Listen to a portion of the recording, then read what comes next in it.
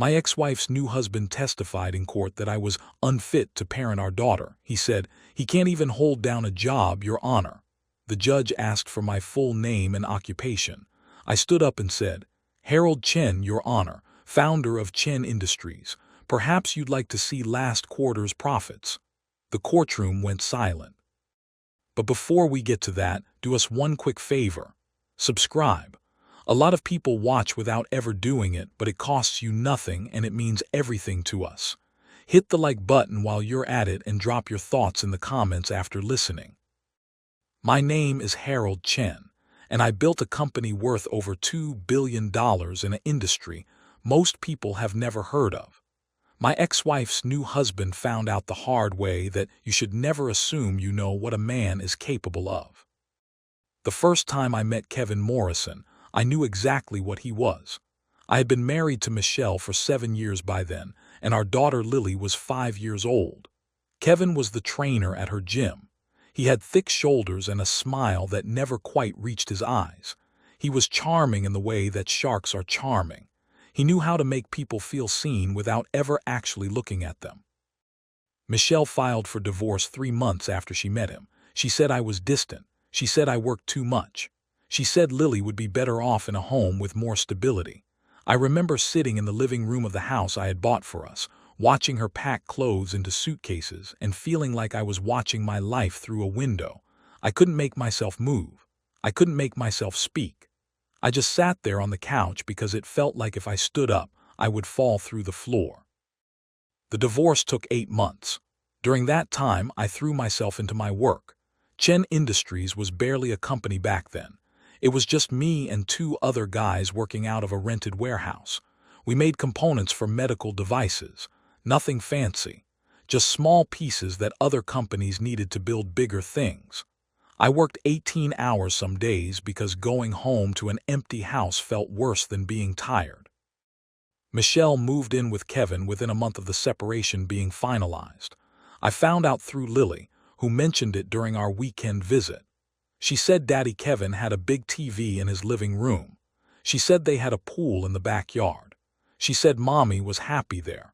I smiled when she told me this because that's what you do when you're a parent. You smile even when someone else's happiness feels like a knife in your chest. I didn't fight for more custody. I should have, but I didn't. My lawyer said I had a strong case.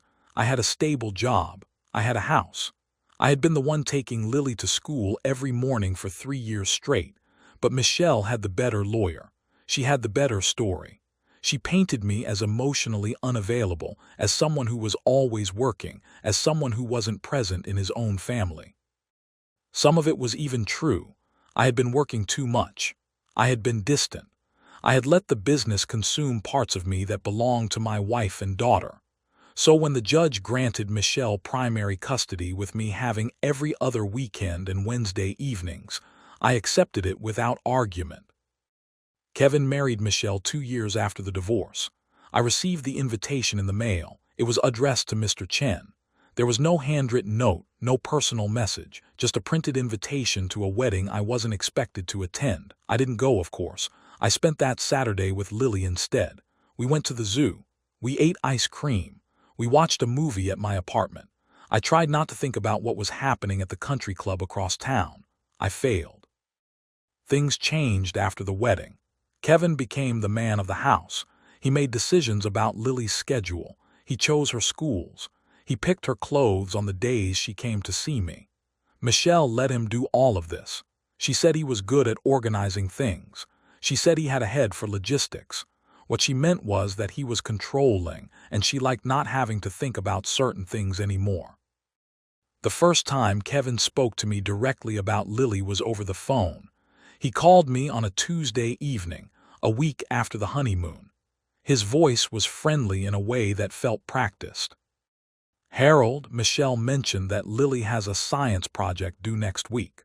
I wanted to coordinate schedules so we can make sure she has everything she needs." I paused. No one had ever called me to coordinate anything regarding Lily before. "I can pick her up on Thursday," I said. "We can work on it together." Actually, I was thinking I could supervise it. Michelle and I have the weekend planned. It would be easier if we just handled it here. This is my time with her, I said. I'll handle the project. There was a silence on the other end of the line. I could almost feel him recalculating. Right, of course. Your time. I just wanted to make sure we were all on the same page. We hung up. That was the first real conversation I had with Kevin Morrison. It wouldn't be the last. The disrespect didn't happen all at once. It grew gradually, like mold in a damp corner. At first, it was small things. Kevin would forget to put Lily on the phone when I called. He would drop her off a half-hour late without apology. He would mention plans they had made for the weekend in a way that made it clear I wasn't part of the conversation. Each incident on its own seemed unimportant. A missed call, a forgotten detail, a thoughtless comment, but together they formed a pattern. He was slowly erasing me from my daughter's life, one small erosion at a time. The following year, Chen Industries got its first major contract. A medical device company in Germany needed a supplier for a new type of pump component. The order was for 200,000 units. It would double our revenue. I worked for 4 months straight to get the production line ready. I hired 10 new employees. I bought new machinery. I barely slept. When the contract was finally signed, I sat in my office at 11 o'clock at night, looking at the numbers on the screen, and felt something I hadn't felt in a long time. Pride. Real, honest pride. I wanted to tell someone. I wanted to call Michelle and tell her that I had done it, that the company she called my expensive hobby was now a real business with real employees and real contracts. I wanted to tell Lily that Daddy was successful, that he mattered, that he was worth something. But I didn't do any of those things. I just sat there alone in my office, drinking cold coffee, and let the victory feel smaller than it should have. Kevin started his own business around the same time. He opened a fitness studio. Michelle put money into it. Her parents put money into it. Kevin's parents put money into it. It was a family affair. He invited me to the grand opening. The invitation came through Lily, written in purple crayon on construction paper. "Come see Daddy Kevin's new gym," it said. I went. I shook his hand. I smiled for pictures. I watched Michelle's family celebrate him like he was some kind of hero for opening a business that had been funded entirely by other people. The gym failed 18 months later. Kevin was good at training people. He was not good at managing finances. He lost the building.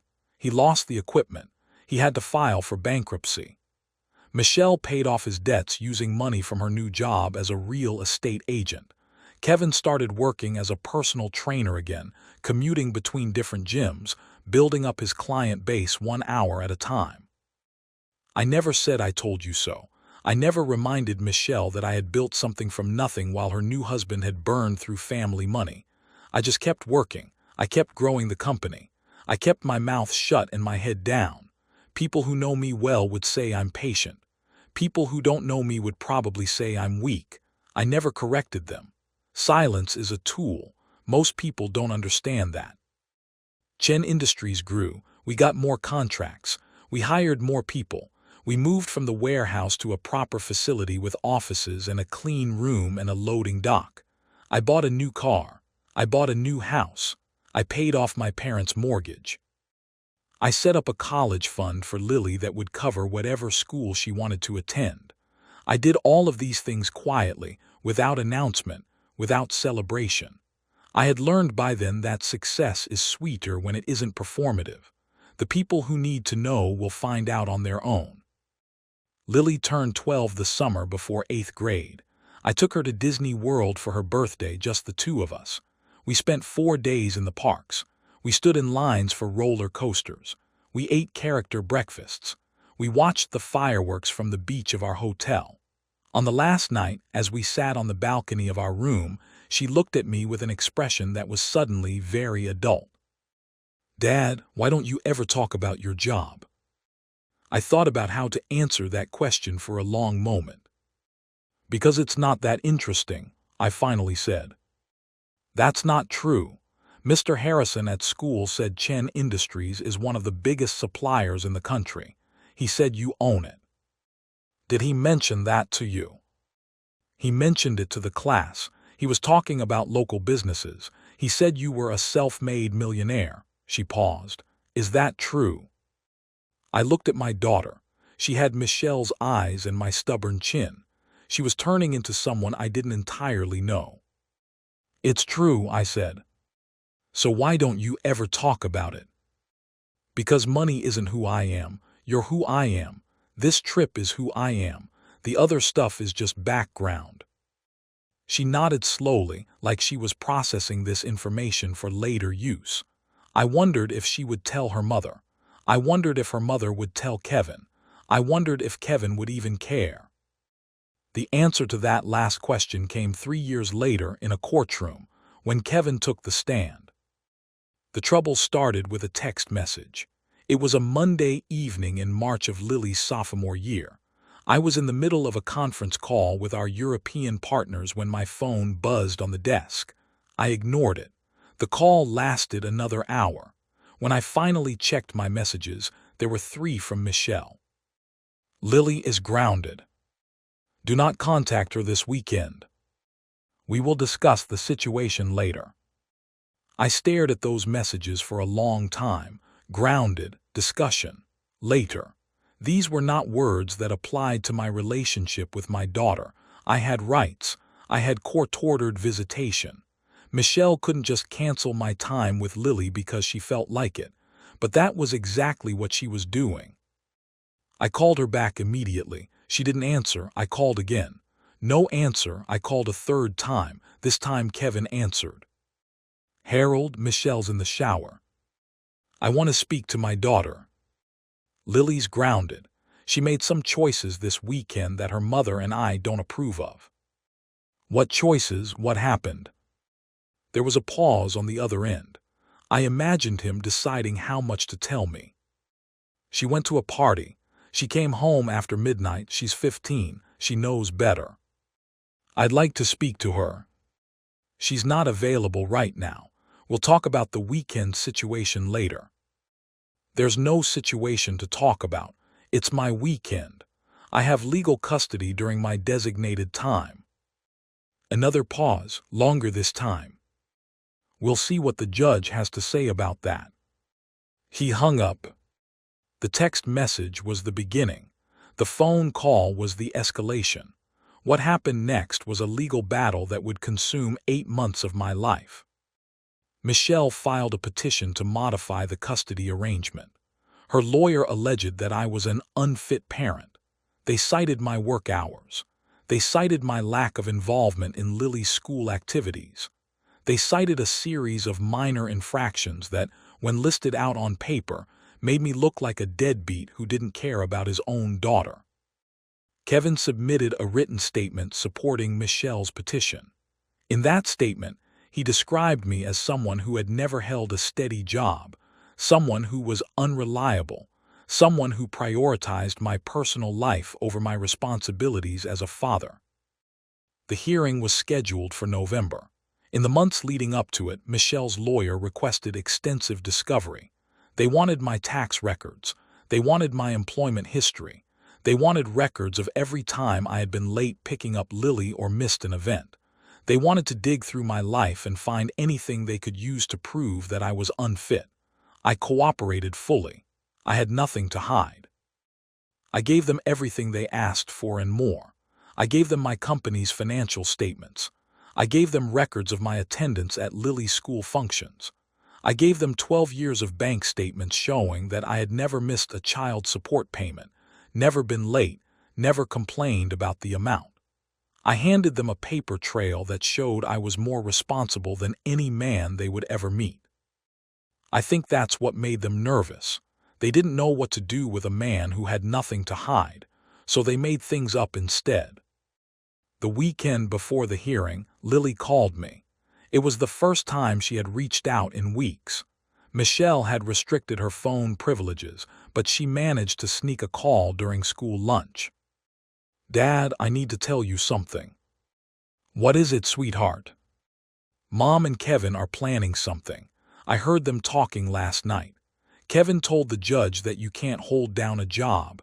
He said you're a failure. I told them that wasn't true, but they didn't listen. I closed my eyes. I let out a slow breath. It's okay, Lily. Let me handle it. I don't want you to lose me, Dad. You're not going anywhere, I promise. I meant those words. I promised them with every part of my being. I would have walked through fire for my daughter. I would have moved mountains. I would have done anything and everything necessary to keep her in my life. And that's exactly what I intended to do. The courtroom was smaller than I expected. It had the feel of a meeting room that had been repurposed for legal proceedings. There were rows of wooden benches.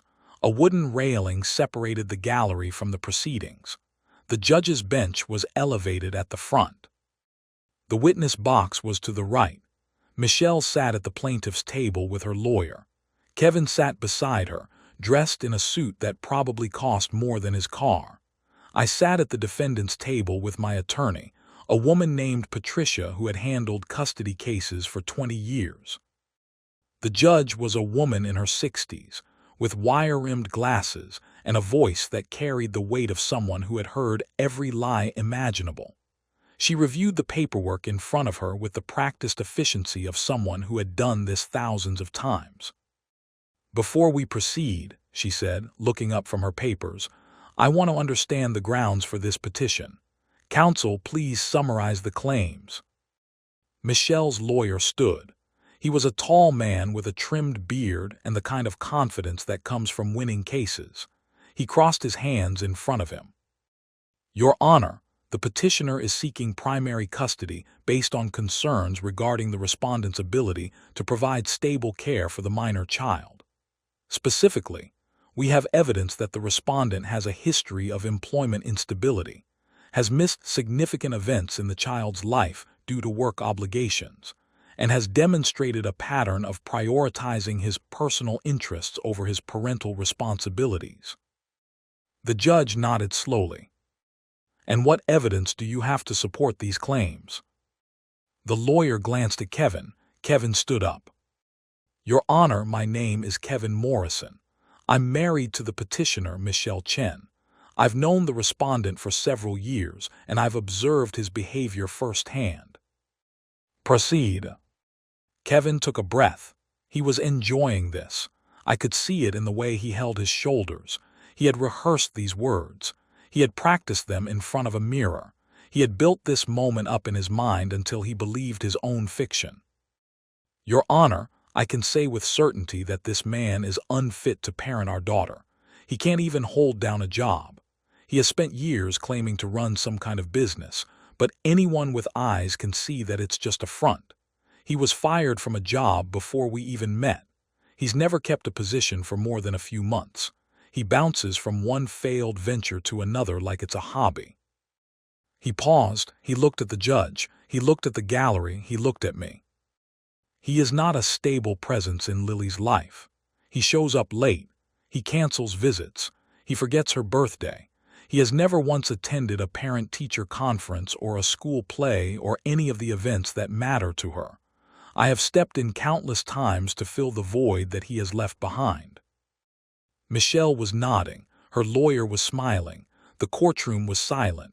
Everyone was watching me to see how I would react. "Does the respondent have anything to say in response to these allegations?" Patricia stood up. "Your Honor, my client would like to address the court directly."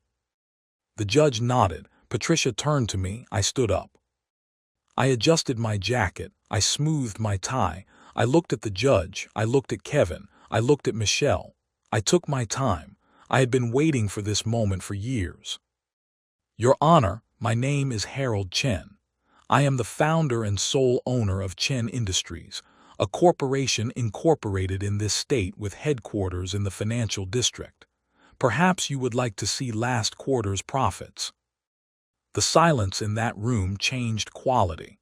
It was no longer the silence of people watching a man get destroyed.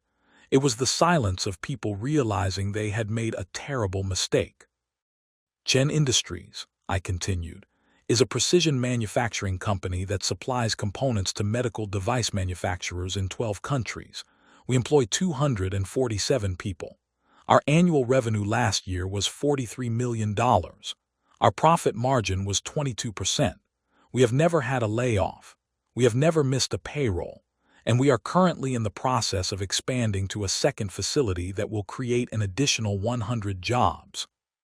I turned to Kevin. He had gone pale. His confident posture had collapsed into something that looked like nausea. You mentioned that I can't hold down a job, Mr. Morrison. I haven't held down anyone else's job in 14 years because I created my own. You mentioned that I have a history of employment instability. I started Chen Industries with $6,000 in savings and a credit card. You mentioned that I'm not a stable presence in Lily's life. I've attended every single school event I was invited to. I've taken her to every doctor's appointment. I've helped her with every homework assignment. I've been at every birthday party, every graduation, every moment that mattered. The difference between us, Mr. Morrison, is that I don't brag about it.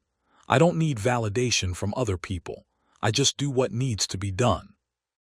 Michelle's lawyer was frantically whispering to his client. Kevin sat down. He looked like he might be sick. The judge removed her glasses and set them on the desk. Mr. Chen, are you asserting that you are the owner of Chen Industries? Yes, Your Honor. I have documentation. I can provide it to the court. Brief recess. I want to review the documentation counsel provided during discovery. The judge banged her gavel. People shuffled in their seats. Michelle grabbed Kevin's arm. Her face had gone the color of old paper. Patricia smiled at me. The recess lasted 20 minutes.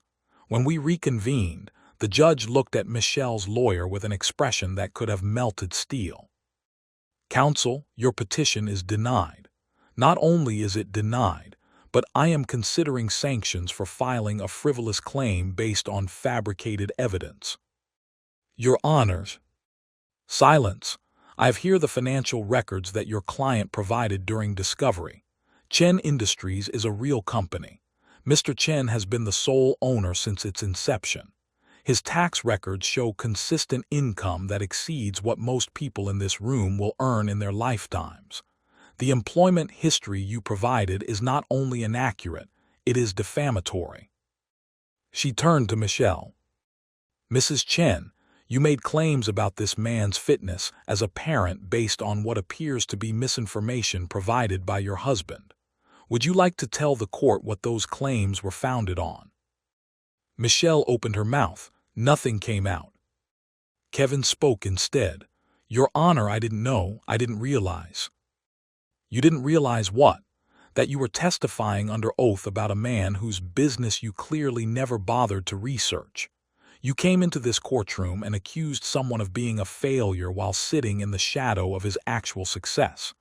That is not ignorance, Mr. Morrison. That is arrogance. The rest of the hearing took 45 minutes. We went through the standard custody review. Patricia presented evidence of my involvement in Lily's life. She called Lily's school principal as a witness. She called Lily's pediatrician. She called the mother of Lily's best friend. Each person testified to the same thing. I was present. I was engaged. I was a good father. When it was over, the judge made her ruling. Custody would remain as established in the original divorce decree. Michelle would retain primary physical custody. I would retain my visitation rights. But there were changes. Michelle was required to give 48 hours notice before modifying any visitation schedule. Kevin was prohibited from making decisions about Lily's education or health care without my written consent. And most importantly, any future modification requests would require the petitioner to show clear evidence before the court would even consider hearing the case. We left the courtroom in silence. Michelle walked ahead with her lawyer. Kevin followed behind like a dog that had been kicked. I walked with Patricia. That went well, she said. He's going to pay for this, I said. Harold, you won, let it go. I'm not going to do anything. I'm just saying he's going to pay. Patricia looked at me. She didn't say anything. She probably understood what I meant. The revenge, when it came, was not dramatic. It was not violent. It was not even particularly visible to the people who had wronged me. It was simply the natural consequence of their actions catching up to them. Kevin's fitness studio had been his second attempt at entrepreneurship. His first attempt had failed. His second attempt was barely hanging on. I had never interfered with his business. I had never used my resources to compete with him or drive him out of the market. I had simply ignored him, the way you ignore an insect that isn't worth your attention. But that changed after the courtroom. Kevin owed money to a number of creditors. He had financing on his equipment. He had a lease on his building. He had lines of credit from 3 different banks. What he didn't have was good credit. His bankruptcy from years ago had stayed on his record. His debt-to-income ratio was precarious. His business was profitable, but barely. Any significant disruption would push him over the edge. The disruption was not my fault. That is important to understand. I never lifted a finger against Kevin Morrison. What happened to him was the result of his own choices, his own decisions, his own arrogance. But I did make one phone call. I called a man named Howard Stein, who was the regional president of the bank that held Kevin's equipment loan. Howard and I had done business together for years. We played golf occasionally. Our wives had met at charity events. We were acquaintances at the very least. "I have a favor to ask," I said when Howard answered. "Harold, what can I do for you?" "A man named Kevin Morrison has an equipment loan with your bank. I wanted to let you know that he's being sued for defamation. There might be some risk to your collateral." Howard was silent for a moment. "How serious is the lawsuit?" "If the lawsuit succeeds, he could be looking at significant judgments against him. I just thought you should know." "Thanks for the heads up. We'll review the account." 3 weeks later, Kevin's equipment loan was called. The bank wanted their money. They gave him 30 days to repay the balance or they would repossess the equipment. Kevin didn't have that kind of cash. He tried to refinance. No other bank would touch him. He tried to sell the equipment. The market was soft. He found himself 6 months behind schedule on payments with no way to catch up. Kevin's fitness studio closed 4 months after the courtroom hearing. He declared bankruptcy for the second time. Michelle stood by him, at least at first. She used her real estate earnings to pay off some of his smaller debts. She consolidated their credit cards. She took out a second mortgage on their house. She poured everything she had into saving her husband. It wasn't enough. The marriage survived for another year. I don't know exactly when things fell apart between them.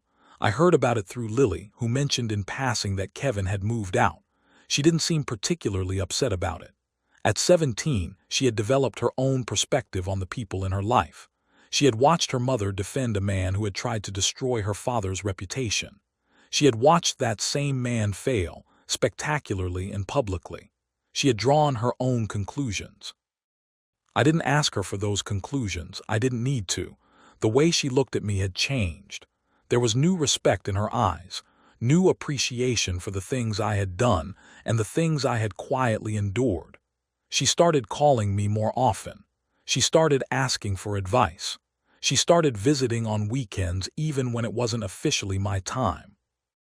Michelle reached out to me 6 months after the divorce from Kevin was final. Her message was short. She wanted to talk. I agreed to meet her at a coffee shop near her house. We sat across from each other in plastic chairs with paper cups in our hands. "I was wrong," she said. "Yes, you were. I should have believed in you. I should have supported you. I shouldn't have married him." I drank my coffee. I waited. "Lily is happy with you. She talks about you constantly. She says you're the only one who ever really listened to her. Lily is a good kid. She's going to do great things." Michelle looked down at her cup. "Can we start over, not as husband and wife, just as people who share a daughter?" I thought about that question for a long time. I thought about the years of silence, the missed birthdays, The text messages canceling my time with my daughter, the courtroom testimony, the lies. No, I said. She looked up, her eyes were wet. We can't start over, but we can move forward. We can be civil. We can cooperate. We can both be there for Lily without creating more problems for her. That's what I can offer you. That's all I can offer you. She nodded. She understood. It was more than she deserved, and we both knew it. The last piece of this story takes place at Lily's college graduation. She graduated from the state university with a degree in biomedical engineering. She had gotten a job offer from a medical device company before she even walked across the stage. She was 22 years old, brilliant, ambitious, and everything I had hoped she would become. Michelle and I sat in the same row for the ceremony. We didn't sit together, but we were in the same section. Kevin was not there. He had moved to another state after the second bankruptcy. He was working as a trainer at a chain gym. He sent Lily $100 for her birthday every year, but he never called. He had become the kind of ghost that exists only in memories. After the ceremony, Lily hugged me. She smelled like graduation cap spray and nervous sweat. Her face was radiant. I did it, Dad. You sure as hell did. I couldn't have done it without you. You could have done anything you wanted. You didn't need me. She pulled back and looked at me. That's not true. You taught me that success isn't about what you say. It's about what you do. You showed me that the quietest people are often the strongest. You never let them break you, even when they tried. I didn't know what to say to that, so I just hugged her again. The reception was held in the University Union. Lily had hired a photographer. She took pictures with her friends. She took pictures with her professors.